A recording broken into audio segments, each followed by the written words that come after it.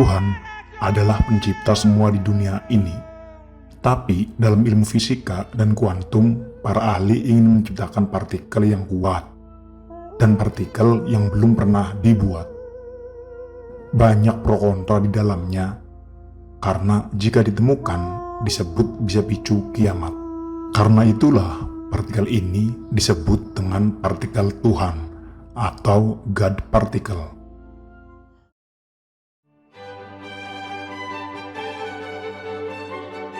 Sebuah partikel sangat kecil atau dikenal dengan partikel Tuhan berhasil ditemukan. Partikel itu bisa memberikan massa ke semua materi. Partikel kecil hasil kerangka teoritis ilmuwan Peter Higgs pada 1960-an ditemukan dalam jurnal berjudul Broken Symmetries and the Masses of George Bosons. Sementara itu, sebutan partikel Tuhan atau God particle dipopulerkan oleh salah satu fisikawan bernama Leo Liederman. Istilah itu dia tuliskan dalam buku The God Particle of the Universe in the Answer, terbit pada 1993. Higgs sebenarnya keberatan dengan istilah yang diciptakan Liederman. Dia mengkritik Liederman yang membawa unsur religius dalam penamaan teori fisika, apalagi Higgs merupakan seorang ateis. Ditakutkan sebutan yang membawa Tuhan dalam temuannya bisa dicela. Peneliti menemukan partikel Tuhan konon bisa membuat kiamat. Namun sebutan partikel Tuhan telah viral di media dan menjadi rasa penasaran bagi banyak orang. Baru pada 2012 terdapat titik terang untuk membuat partikel Tuhan dari tim riset gabungan Organisasi Riset Nuklir Eropa atau yang bisa disebut CERN. Tim itu menemukan wujud partikel setelah menabrakkan dua proton dengan kecepatan tinggi.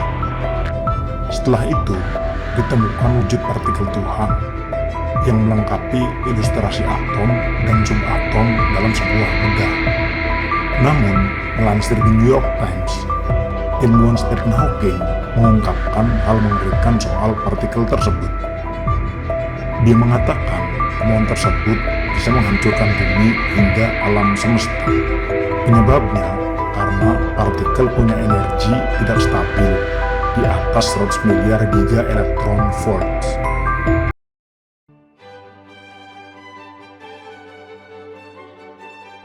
CERN dalam bahasa Indonesia ialah Organisasi Eropa untuk Riset Nuklir, atau yang biasa disebut dalam bahasa Perancis Organisation Européenne pour la Recherche Nucléaire, adalah sebuah kompleks laboratorium mempercepat partikel terbesar di dunia yang terletak di perbatasan antara Prancis dan Swiss, persis di sebelah barat Jenewa.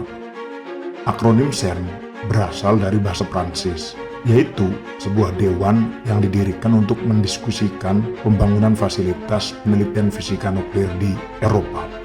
Pada tahun 2016, CERN mempekerjakan 2.500 ilmuwan, teknisi, dan pegawai administrasi, serta melayani 12.000 pengguna. Pada tahun yang sama, CERN menghasilkan 49 petabita data.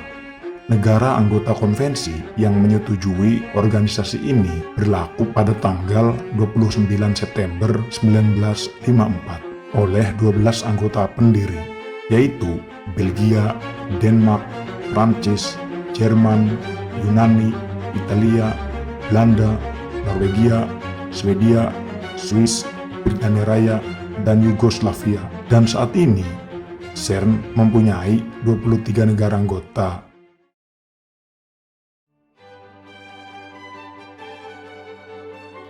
Fungsi utama CERN adalah penyedia mempercepat partikel yang dibutuhkan untuk riset dan banyak eksperimen fisika energi tinggi yang telah banyak dilakukan di sini. Lokasi utama yang terletak di Marin juga memiliki pusat komputer besar yang memiliki fasilitas pengolahan data yang kuat untuk eksperimen dalam analisis data.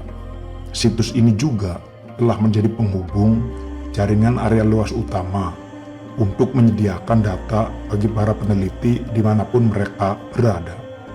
Fasilitas ini dikembangkan untuk menemukan partikel-partikel selain partikel yang kita ketahui saat ini.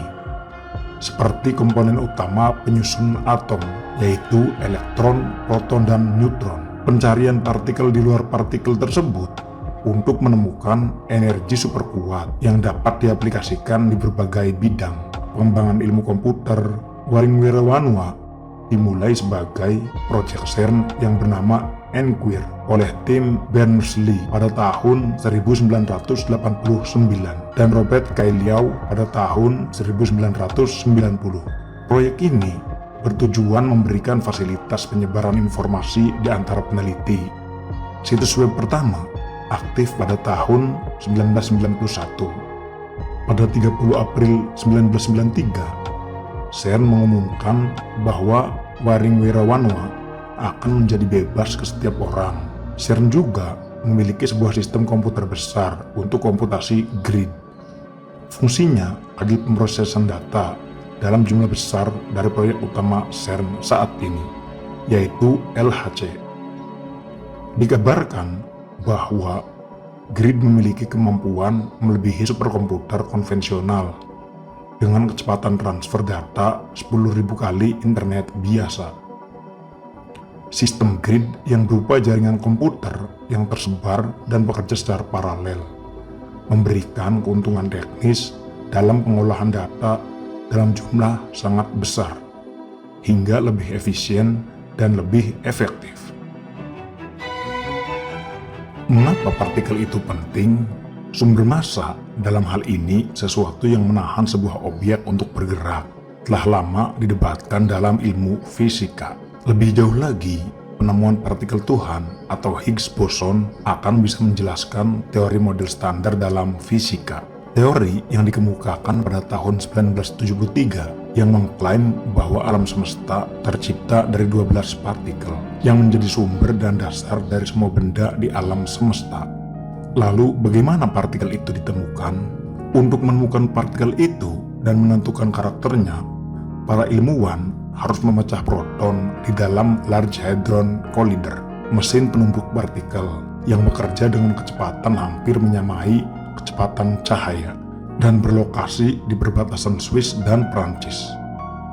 Nah, dari keping-keping partikel itu, proton yang dipecahkan dalam mesin yang dibangun oleh Badan Riset Nuklir Eropa itu, para ahli akan berusaha mencari apa yang disebut partikel Tuhan atau Higgs boson. Pembukaan yang terjadi di dalam mesin itu menghasilkan suhu yang 100.000 kali lebih panas dari matahari, mengulang apa yang terjadi saat Big Bang atau ledakan besar yang diduga berlangsung 14 miliar tahun yang lalu.